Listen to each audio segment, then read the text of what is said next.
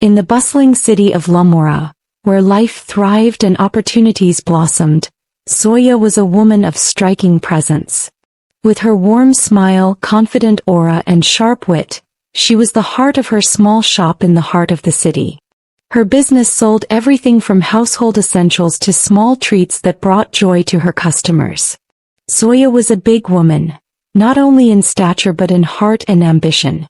She had dreams far larger than the walls of her tiny shop could contain. Despite her limited resources, she had worked hard to earn a degree in business management, a testament to her unyielding determination to make something of herself in a city where opportunities were often hard to come by. Her boyfriend Ben was her pillar of support. Ben was kind, charming, and deeply in love with Zoya. He worked as a clerk in a small firm and dreamed of one day providing Zoya with the life she deserved. The two had been inseparable since they met years ago at a community festival, where Ben had admired Zoya's confidence and wit. Life in Lamora wasn't easy, but Zoya and Ben made it work. They had dreams of building a future together, of owning a home and starting a family. Zoya was proud of her shop, even if it didn't bring in much money, because it gave her a sense of independence and purpose. One day, a wealthy man named Mr. Oro walked into Zoya's shop. He was a well-known businessman in Lamora, owning several thriving enterprises. What began as a routine purchase turned into regular visits, and soon Mr. Oro took a liking to Zoya's personality and work ethic. "You're a sharp woman," he said one afternoon, leaning casually against the counter. "Your talents are wasted in this shop. Have you ever thought of working in a larger business environment?" Zoya laughed politely. "I have a degree in business management, but opportunities like that don't come easily." Mr. Oro nodded thoughtfully. "Leave it to me. I might have something for you or your husband." True to his word, a few weeks later Mr. Oro arranged an interview for Ben with a prestigious company. Ben aced the interview and was offered a well-paying position in the finance department. Overjoyed, he and Zoya celebrated their good fortune. They owed it all to Mr. Oro's generosity.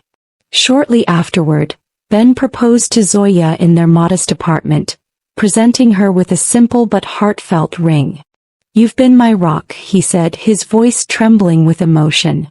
"Let's build a life together." Zoya said yes, tears of happiness streaming down her face. Their marriage was a simple yet joyous affair, attended by close friends and family. After the wedding, Ben's new job provided them with financial stability they had never known before. For the first time they could afford luxuries they had only dreamed of. But soon after their honeymoon, Ben made a decision that would test their relationship. "Zoya," he began one evening, "I want you to stop working at the shop. I can provide for us now. You don't need to stress yourself with business anymore." Zoya was taken aback. "But Ben, the shop is more than just work to me. It's my passion. It's what keeps me going." "I know, my love," Ben said gently. "But I don't want you to overwork yourself. Besides, my salary is more than enough for both of us. Trust me on this." Reluctantly, she closed her shop. Though her heart ached at the loss of her independence, she tried to reason with Ben, suggesting she could find a job in her field of study. But he was adamant. "Zoya, I don't want you to work. Let me take care of you." Out of love and respect for her husband, Zoya agreed, even though she felt a deep sense of loss. Zoya's world changed dramatically after she closed her shop. The lively, bustling days of interacting with customers and managing her business were replaced with long, quiet hours at home. She tried to make the best of it, convincing herself that this was what love and compromise looked like. At first, she kept herself busy by cleaning their modest apartment, trying new recipes, and even taking up hobbies like sewing and gardening. But as the days turned into weeks, Zoya began to feel isolated. The silence in the house was deafening, and the lack of purpose left her with a sense of emptiness she couldn't shake. Still, Zoya was determined to be strong. She reminded herself that she had agreed to this arrangement, for Ben, for their marriage, and for their future. She kept her feelings to herself, believing that as long as Ben was happy and thriving, her own discomfort was a small price to pay. But the cracks in her resolve began to show when Ben, once her biggest supporter, started making comments about her appearance.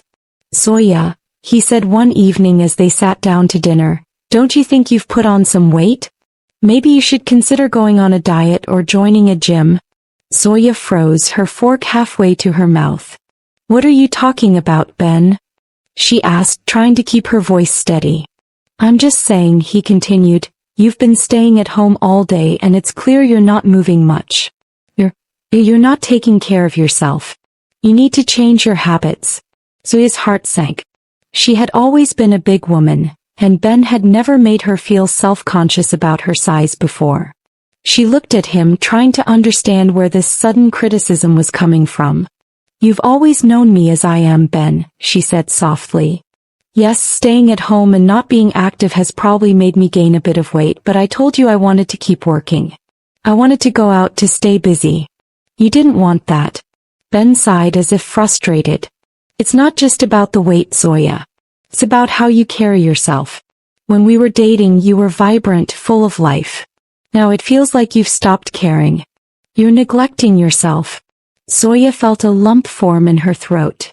His words cut deeper than she cared to admit. "Ben, do you think I like staying home all day doing nothing but waiting for you to come back? I've been trying my best to adapt to this life because you asked me to. But don't accuse me of neglecting myself when you took away the very things that made me feel alive." Her voice trembled as she continued, "I've always been a big woman and you loved me that way. It's changed now. Why are you criticizing me like this?" Ben avoided her gaze, his expression unreadable. "I'm just saying it's something to think about, Zoya. I'm not trying to hurt you, but I want us both to be our best selves." Zoya didn't respond. She pushed her plate away, suddenly losing her appetite.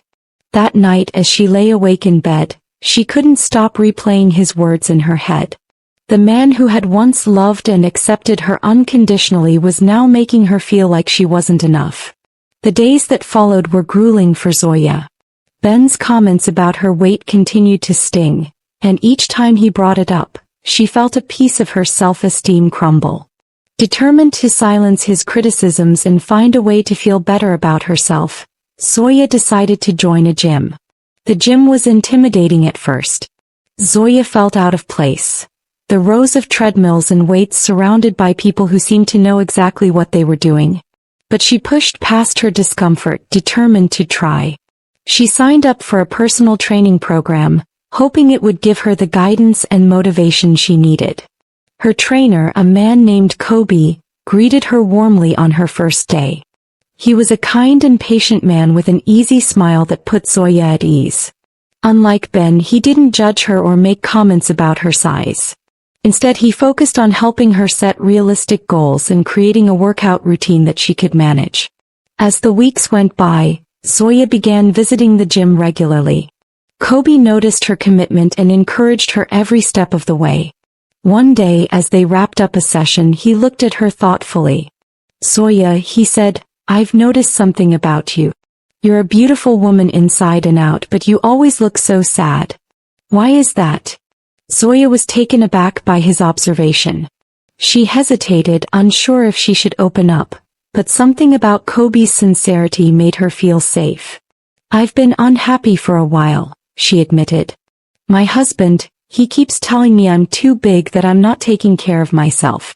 It's affected me more than I'd like to admit. I've lost confidence in myself and I've started believing that maybe he's right." Kobe listened intently, his expression soft with understanding. When she finished speaking, he said, "Zoya, I'm sorry you've been made to feel that way.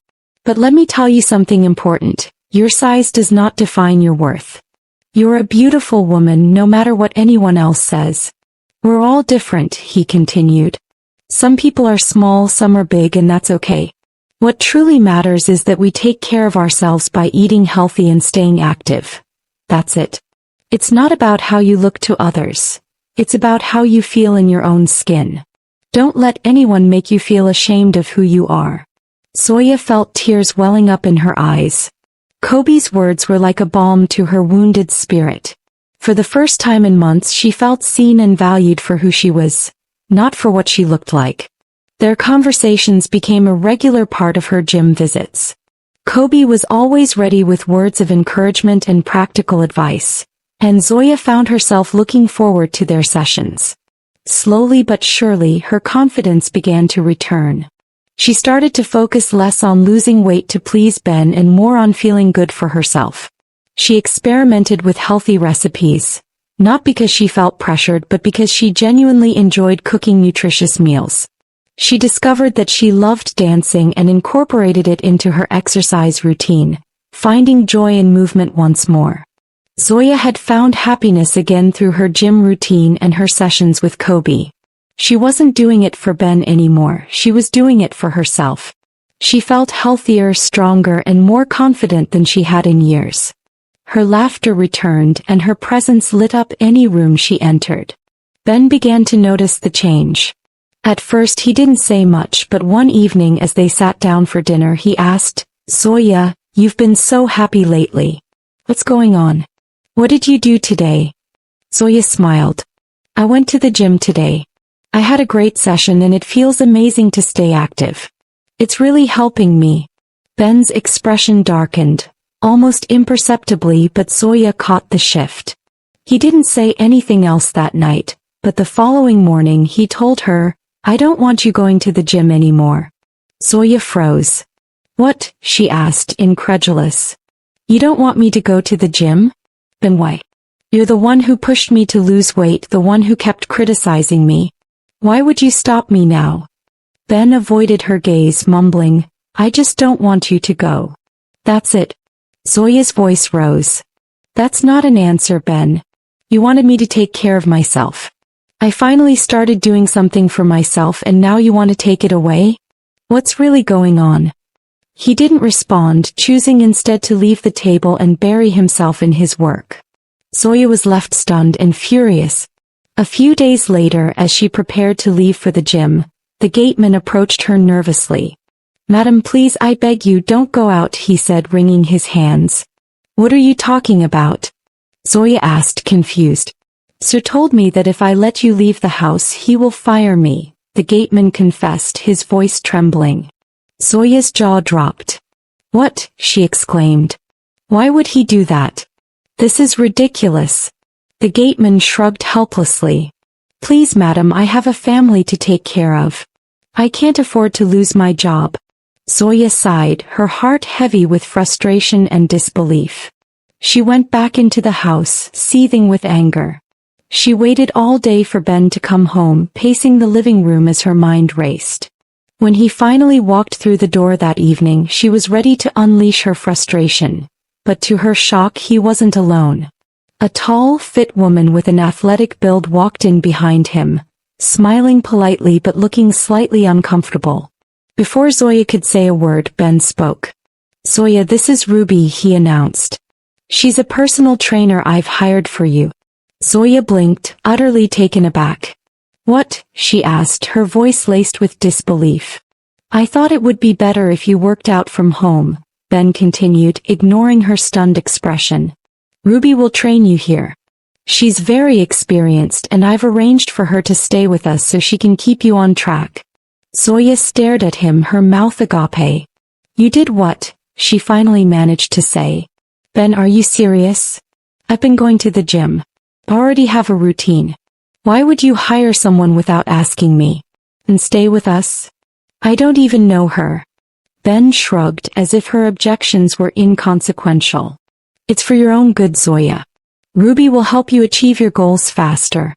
Zoya felt a wave of anger rise within her. "This isn't about me, Ben. This is about you trying to control me again. I don't need a personal trainer living in my house. I'm perfectly capable of handling my own fitness journey." But Ben dismissed her protests, brushing past her to show Ruby to the guest room. Zoya stood there, feeling utterly powerless and disrespected. Despite her deep discomfort with the situation, she reluctantly agreed to go along with it, feeling like she had no choice. From the moment Ruby moved into their home, Zoya felt uneasy. She didn't want to train with Ruby. It felt intrusive and she hated the idea of someone scrutinizing her every move in her own house. However, after much insistence from Ben and Ruby, she reluctantly agreed to follow the diet Ruby proposed and drink the herbal mixtures she prepared for her. "I'll stick to the diet and drinks," Zoya said firmly one evening, crossing her arms. "But I'm not training with her. I already know what exercises work for me." Ruby introduced Zoya to various health drinks made of strange mixtures and put her on an extremely strict diet of bland, dry food. Zoya's meals were devoid of flavor and severely portioned. At first, Zoya tried to comply, thinking it might be worth it if it made Ben stop criticizing her. But after just a few weeks her body began to react poorly. The concoctions Ruby gave her caused severe heartburn, nausea and constant discomfort. The lack of proper nutrition left her feeling weak and lightheaded. One morning, Zoya woke up with such intense stomach pain that she decided to visit a doctor. After a thorough examination, the doctor frowned and shook his head. "Zoya, the diet you're on is too extreme," he said. "And those drinks you've been consuming are harming your stomach lining. That's what's causing the heartburn and nausea. You need to stop immediately and switch to a balanced diet." Zoya felt a mixture of relief and frustration as the doctor handed her a list of recommended foods and medications to help her recover. When she returned home, weary and shaken by the diagnosis that Ruby's concoctions had harmed her health, she headed straight to her bedroom. All she wanted was to lie down and gather her thoughts. But as she opened the door, the sight before her rooted her to the spot. Ben and Ruby were on the bed, locked in an embrace, their intimacy undeniable. Zoya's heart dropped. Her husband, the man who had brought this woman into their home under the pretense of helping her, was betraying her in the most vile way. For a moment she couldn't speak. The air felt heavy, her chest constricted as anger and heartbreak warred within her. Finally she found her voice. "What is this?" she said, her voice trembling but loud. "Ben, what is going on here?" Ben and Ruby jumped apart, clearly startled but not remorbible enough to hide their guilt. Ruby looked smug while Ben had the audacity to appear annoyed. "Zoya, calm down," Ben said, straightening his shirt as if nothing serious had happened. "Calm down," Zoya repeated, her voice rising. "You brought your mistress into my home, into my bedroom, onto my bed, and you tell me to calm down?" Ruby stood unbothered and crossed her arms. "Look, Zoya, this isn't how it looks." Zoya turned her blazing eyes to Ruby. "You have the nerve to talk to me in my house? After feeding me those terrible mixtures and dictating what I should eat? You think I don't see what this was about?" She shifted her glare back to Ben. "You wanted me to look like her, didn't you? That's why you brought her into my life, isn't it?" Ben's silence was damning. He couldn't even meet her eyes. Zoya let out a bitter laugh, tears streaming down her face. "You're pathetic, Ben. You destroyed my self-esteem, made me feel like I wasn't good enough, and for what? To replace me with her." Finally Ben spoke, his tone defensive. "I didn't mean for it to happen this way, Zoya. You weren't changing. I wanted you to take better care of yourself."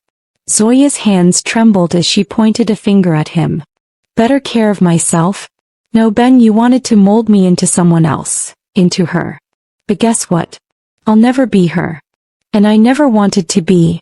She marched to her closet, yanking out a suitcase and furiously throwing her belongings into it. "Zoya, don't do this," Ben said, his voice weak and insincere. Zoya stopped packing and looked at him, her eyes filled with a mixture of pain and determination. "Do what, Ben? Leave a man who doesn't respect me? A man who let his mistress dictate how I should live my life? Oh, Ben, I'm not doing this for you. I'm doing this for me." With those words she zipped up her suitcase and stormed out of the room, leaving Ben and Ruby behind. The divorce was swift. Ben made no effort to save their marriage and Ruby soon moved in with him. Zoya was devastated, but she refused to let the betrayal define her. At first the pain consumed her. She struggled with her self-esteem, gaining back the weight she had worked so hard to lose. But after a few weeks of wallowing, Zoya realized she couldn't let Ben and Ruby's actions ruin her life. She started seeing her doctor regularly, who encouraged her to prioritize her health. Not for anyone else but for herself. The gym became her sanctuary again, where she reconnected with Kobe, her supportive gym friend. She also found a job that appreciated her intelligence and skills, allowing her to rebuild her confidence. Surrounded by people who valued her for who she truly was, Zoya began to heal. Slowly but surely she found happiness and peace, knowing she had overcome one of the darkest periods of her life. One morning as she stood in front of a mirror, dressed for work and smiling at her reflection, Zoya whispered to herself, "I'm enough just as I am. And I always will be." After the divorce, Zoya thrived. She focused on herself, surrounded by supportive friends like Kobe and her doctor, and embraced the joy of her newfound independence. She was truly living her best life, shining in a way she hadn't in years. Meanwhile, Ben's life took a downward spiral. A few months after Ruby moved in with him, Ben started feeling unwell. His health declined, forcing him to take time off work to recover. During that period he gained a significant amount of weight. The changes in his appearance made him self-conscious, and to his dismay, Ruby began to drift away. One day Ruby sat him down with a blunt confession. "I'm not interested in a long-term relationship," she admitted. "I'm just not a very committed person." Then without a trace of guilt she added, "And honestly, I'm no longer attracted to you. You're not my type anymore." Ben stared at her, stunned. "You're leaving me because of my weight?" Ruby shrugged. "I didn't sign up for this." And just like that she walked away, leaving Ben alone, just as he had once left Zoya. Her departure left Ben alone, consumed by regret.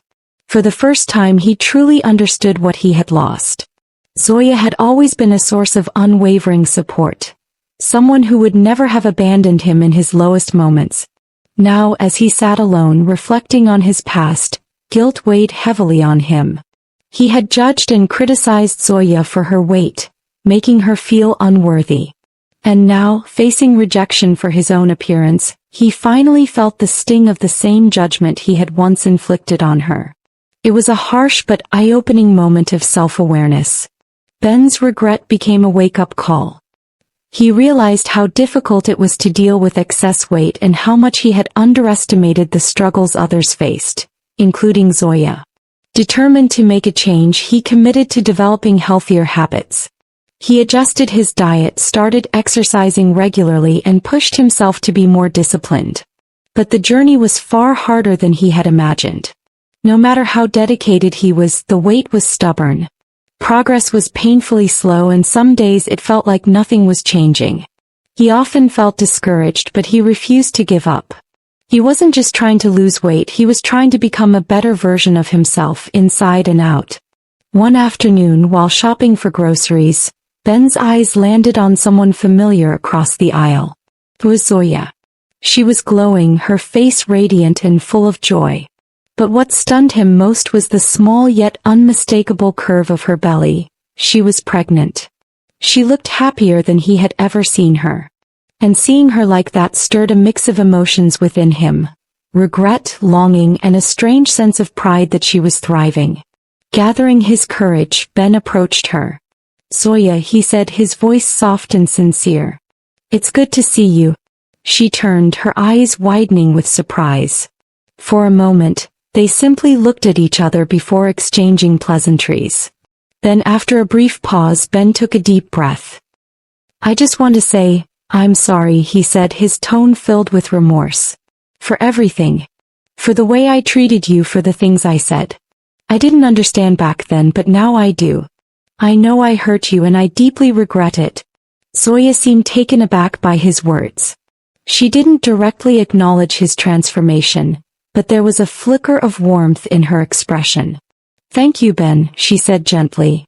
"It means a lot to hear that." Before their conversation could continue, a man approached Zoya, carrying a small basket of groceries.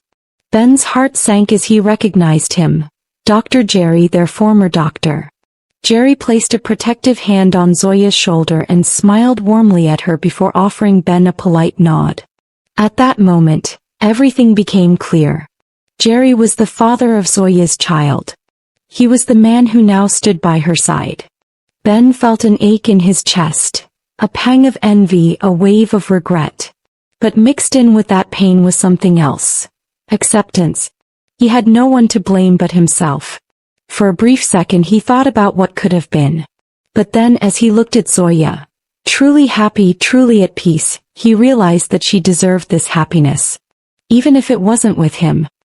He managed a small, bittersweet smile and excused himself, leaving the store with a heavy heart. As painful as it was to see Zoya with someone else, her forgiveness, though brief and unspoken, felt like a step toward healing. And as Ben walked away, he silently vowed to continue his journey, not just to lose weight, but to rebuild his life with a new sense of humility and understanding. Hi everyone, thank you so much for watching. Please like and subscribe to this channel for more interesting stories, and you can also leave comments that would help improve the quality of our stories. Thank you.